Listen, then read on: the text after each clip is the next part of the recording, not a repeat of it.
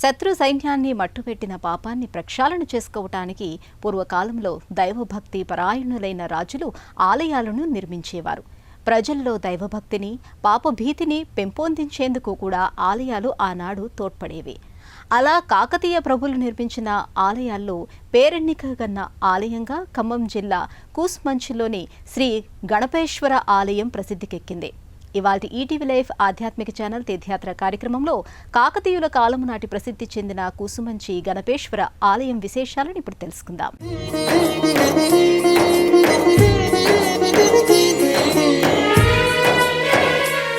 పరమతస్థుల దాడులకు భయపడి గ్రామాలకు గ్రామాలే తరలి వెళ్లిపోవడంతో ఎన్నో శివాలయాలు శిథిలమై మరుగున పడిపోయాయి.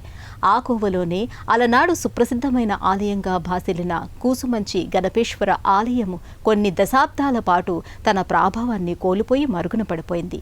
మళ్లీ చాలా కాలం తర్వాత ఒక భక్తుడి కృషి వల్ల ఈ ఆలయం పునర్వైభవాన్ని పొందగలిగింది.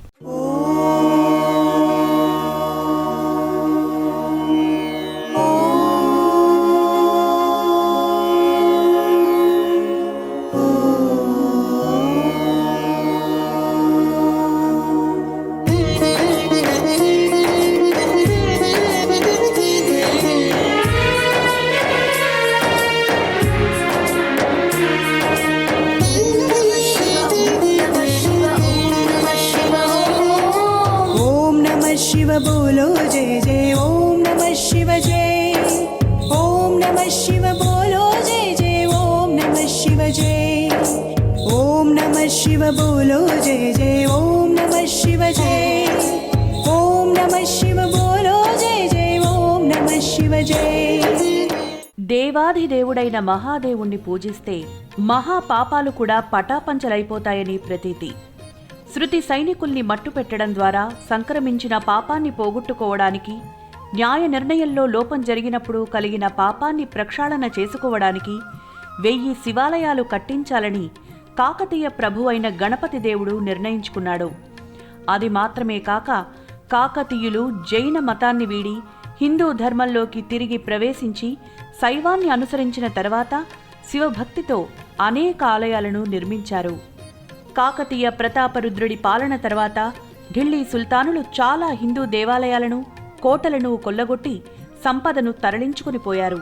కాకతీయ ప్రభువుల వారసులైన ముసునూరి వంశస్థులు ఢిల్లీ సుల్తానులను ఓడించి మళ్లీ ఆలయాలను, కోటలను పునరుద్ధరించారు.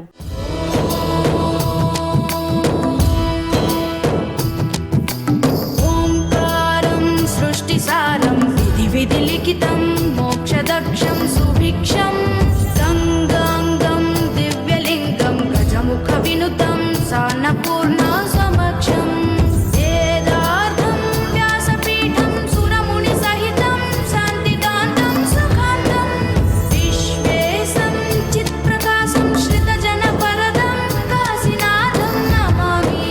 ముసునూరు వంశస్థులు పునరుద్ధరించిన ఆలయాల్లో కూసుమంచి గణపేశ్వర ఆలయం కూడా ఒకటి. ఈ ఆలయంలో ఉన్న విలస, అన్నితల్లి, గురుజ తదితర శాసనాలు ముసునూరు వంశ ప్రభువులు చేసిన దైవసేవకు, ప్రజాసేవకు సంబంధించిన అనేక విషయాలు తెలుపుతున్నాయి.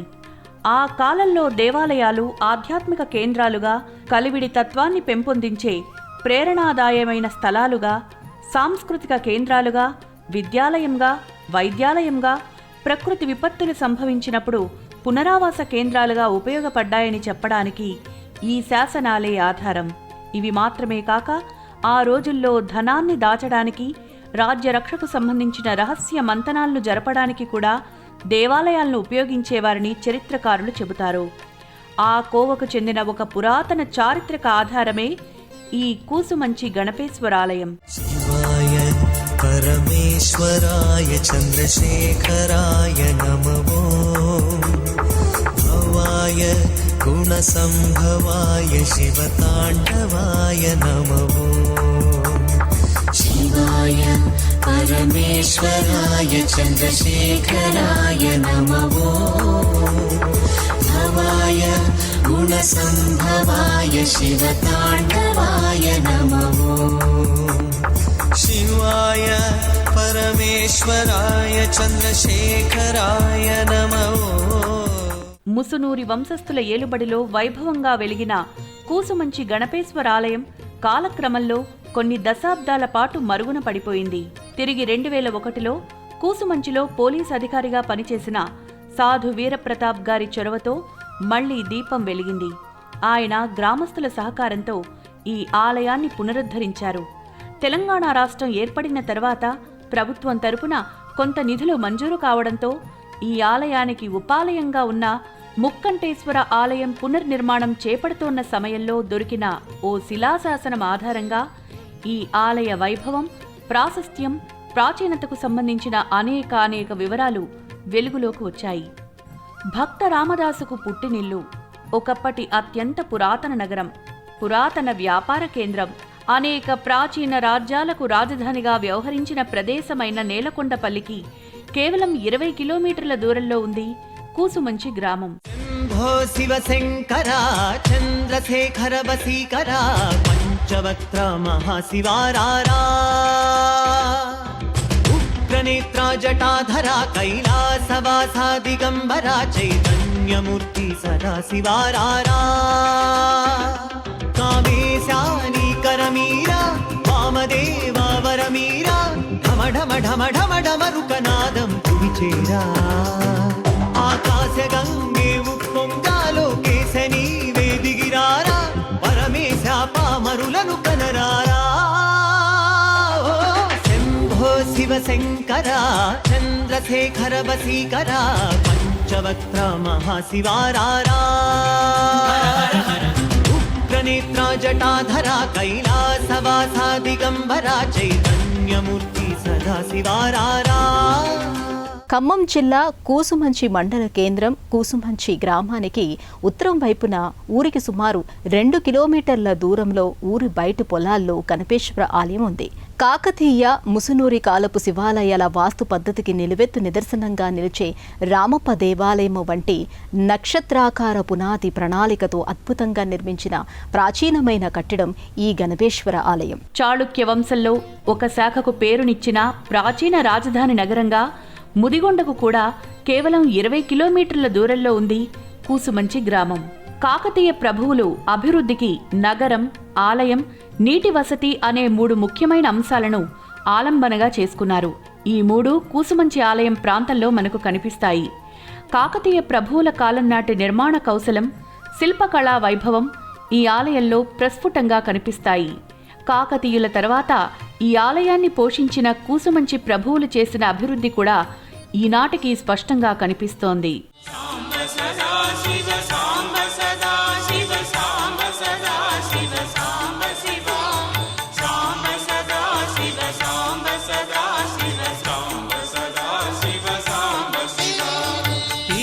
సురేశ మహేశ జన ప్రియ కేశవ సేవిత కీర్తి శివ ఉరగాది ప్రియ భూషణ శంకర నరక వినాశ నటేశ శివ.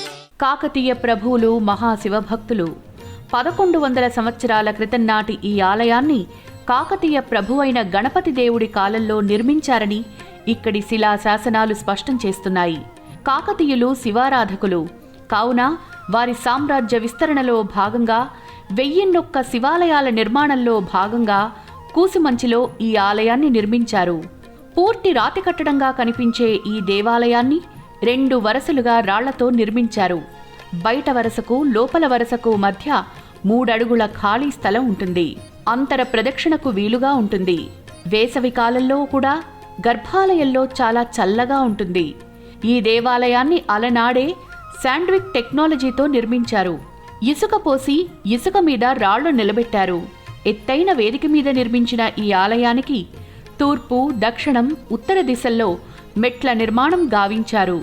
ఆలయం ఒక విధంగా నక్షత్ర ఆకారంలోనూ మరొక విధంగా ఓపెన్ ప్లేస్ మొత్తం పానవట్టంగా ఉండి శివాలయంగా కనిపిస్తుంది.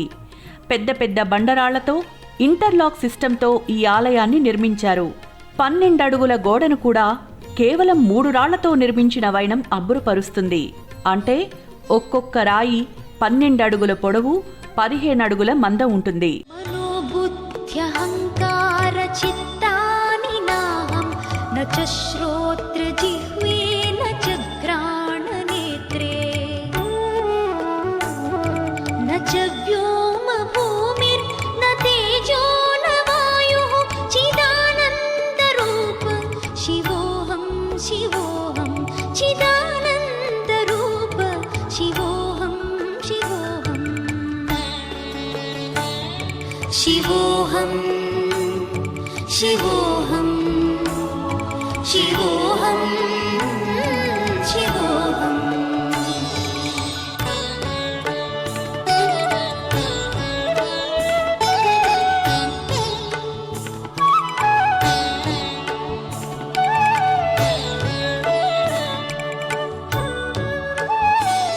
ప్రధాన ద్వారం మీద నాగపడగ ఆకారాన్ని చెక్కిన వైనం అలనాటి శిల్పకళా నైపుణ్యానికి ప్రతీకగా నిలుస్తుంది.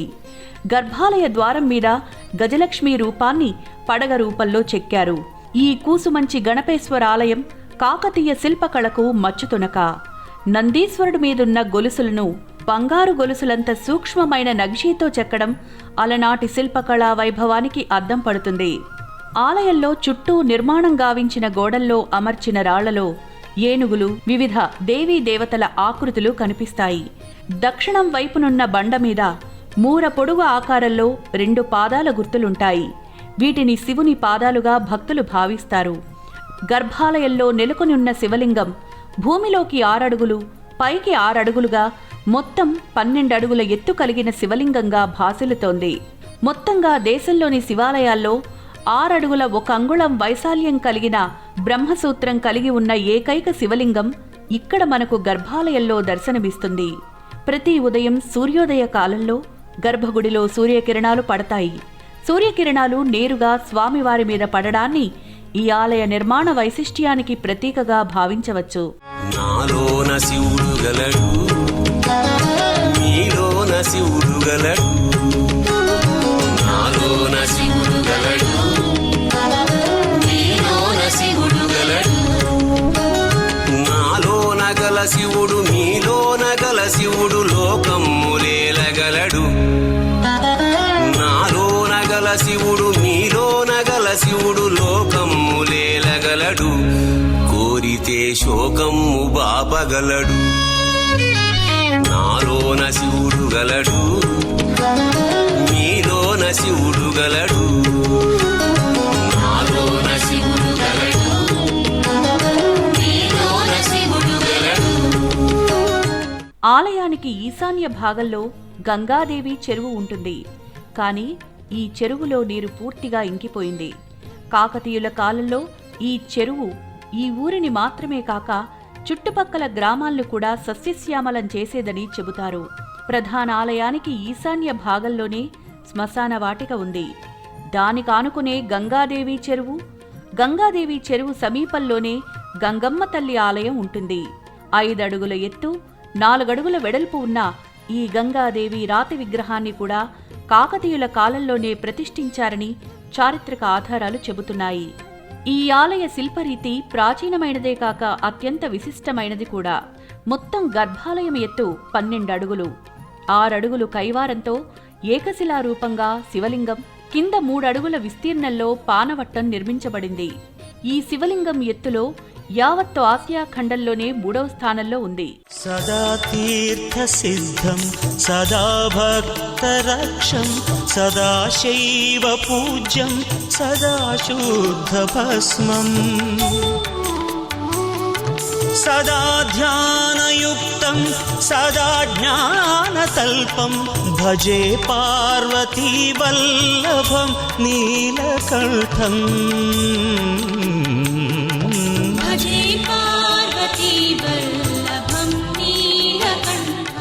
2003 సంవత్సరంలో కూసుమంచి గణపేశ్వర ఆలయంలో ధ్వజస్తంభాన్ని ప్రతిష్ఠించారు. దినదిన ప్రవర్ధమానంగా వెలుగొందుతోన్న ఈ ఆలయంలో కొలువు తీరిన స్వామిని దర్శించుకున్న భక్తుల కోరికలు అనతి కాలంలోనే నెరవేరుతాయని ప్రసిద్ధి. గర్భాలయంలో పరమేశ్వరుడు తూర్పు ముఖంగా ఉంటాడు. సరిగ్గా ఆయనకు ఎదురుగా బయట 5.5 అడుగుల ఎత్తైన హనుమంతుడి విగ్రహం ఉంటుంది. చాలా కాలం క్రితం ఈ ఆంజనేయ స్వామి విగ్రహం ఈ ప్రాంగణంలో ఉన్న ఒక చెట్టు కింద ఉండేది. ఆలయ అర్చకుల చొరవతో ఈ స్వామికి ఉపాలయం నిర్మితమైంది. ఈ ఆవరణలో ప్రధానమైన గణపేశ్వరాలయమే కాక త్రికూటాలయ పద్ధతిలో నిర్మించిన మరో గుడి ఉత్తర దిశకు తిరిగి ఉంటుంది. త్రికూటము అంటే 3 గర్భగుడులు ఒకదానితో ఒకటి అనుసంధానం చేసి నిర్మించిన గుడి అని అర్థం. దీనిలోని 3 గర్భాలయాల్లోనూ శివలింగాలే నిర్మించారు. ఈ 3 శివలింగాలతో కలిసిన మొత్తం గుడి ప్రధాన ఆలయం వైపుగా తిరిగి ఉంటుంది. పాడెద శివనామ సంకీర్తనం చాలద శివ సేవలో జీవనం. నందివాహనుని నాగాభరణుని కైవల్యమొసగే కైలాసవాసుని కనులార వీక్షించి కరములు జోడించి గళమును సవరించి పాడేద. గణపేశ్వర స్వామికి ఈశాన్య భాగంలో నవగ్రహాల మంటపం ఉంటుంది. నవగ్రహాల వెనుక సరస్వతీమాత కొలువుతీరి ఉంటుంది. సరస్వతీమాతకు దక్షిణం వైపున ప్రతిష్ఠితమైన ఒక చిన్న శివలింగాన్ని కూడా భక్తులు దర్శించుకోవచ్చు. గణపేశ్వర ఆలయానికి ఉపాలయమైన త్రికూటాలయం శిథిలావస్థకు చేరుకోవడంతో ఆలనా పాలనా లేకుండా ఉన్న ఒక శివలింగాన్ని తీసుకొచ్చి అర్చకులు ఇక్కడ ప్రతిష్ఠించారు. కూసుమంచి గణపేశ్వర ఆలయంలో స్వామివారికి శైవాగమం ప్రకారం నిత్యం పూజలు, అభిషేకాలు, సేవలు, కైంకర్యాలు జరుగుతాయి. కార్తీక మాసం నెల రోజుల పాటు స్వామికి నమక చమక రుద్రాలతో నిత్యం అభిషేకం జరుగుతుంది. కార్తీక పౌర్ణమికి దీపోత్సవం, జ్వాలాతోరణం వైభవంగా జరుగుతాయి. మహాశివరాత్రికి 3 రోజుల పాటు స్వామివారికి ఉత్సవాలు జరుగుతాయి. ధ్వజారోహణం దగ్గర నుండి కళ్యాణ క్రతువు వరకు ఈ ఉత్సవాలు అత్యంత వైభవోపేతంగా జరుగుతాయి. స్వామివారి కళ్యాణోత్సవానికి దాదాపు 50,000 మందికి పైగా భక్తులు వివిధ ప్రాంతాల నుండి తరలిరావడం విశేషం. ఆలయం దర్శన వేళలో నిత్యం ఈ ఆలయం ఉదయం 6:30 నుండి 12 గంటల వరకు, తిరిగి 5:30 నుండి 6:30 వరకు తెరిచి ఉంటుంది. ప్రయాణ సౌకర్యాలు. తెలంగాణ రాష్ట్ర రాజధాని హైదరాబాద్కి 170 కిలోమీటర్ల దూరంలో, ఖమ్మం పట్టణానికి 20 కిలోమీటర్ల దూరంలో, సూర్యాపేటకు 40 కిలోమీటర్ల దూరంలో, వరంగల్ నుండి 130 కిలోమీటర్ల దూరంలో, విజయవాడకు 126 కిలోమీటర్ల దూరంలో ఉన్న కూసుమంచి గ్రామానికి నేరుగా బస్సు ప్రయాణ సౌకర్యం ఉంది. ఈశ్వరుడిని మించిన భక్తవత్సలత కలిగిన దైవం మరొకరు లేరన్నది ఎన్నో మార్లు ఎన్నో సందర్భాల్లో రుజువైన సత్యం. అందుకే కాకతీయ ప్రభువులు ఆ శివయ్యను నమ్ముకొని ఆయన కరుణాకటాక్ష వీక్షణాలను సంపాదించుకొని అప్రతిహతంగా రాజ్యపాలన చేశారు. తమ శైవ భక్తికి ప్రతీకగా గణపేశ్వర ఆలయము వంటి ఎన్నో ఈశ్వర ఆలయాలను నిర్మించారు. అలనాటి ఆ ఆలయాలు ఈనాటికి కాకతీయ ప్రభువుల వైభవాన్ని చాటుతూ చారిత్రక ఆధ్యాత్మిక సంపదగా విలసిల్లుతూ భక్తులకు అనంతమైన భక్తి భావాలను ప్రసాదిస్తూ అలరారుతున్నాయి. ఇవి ఈ ఆలయం విశేషాలు. మళ్ళీ వచ్చే ఎపిసోడ్లో మరో ఆలయ సందర్శనంతో మళ్ళీ కలుసుకుందాం. అంతవరకు సెలవు. నమస్కారం.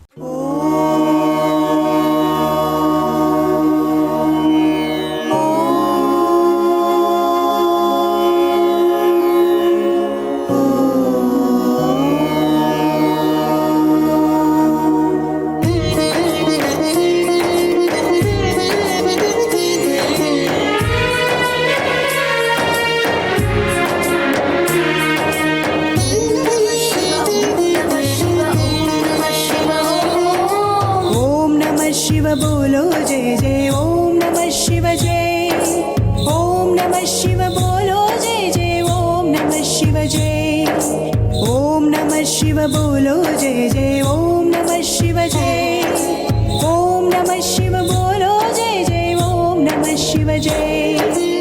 ఈ కార్యక్రమాన్ని తిరిగి చూడాలనుకుంటే www.youtube.com/@ETV Life Spiritual లో చూడవచ్చు.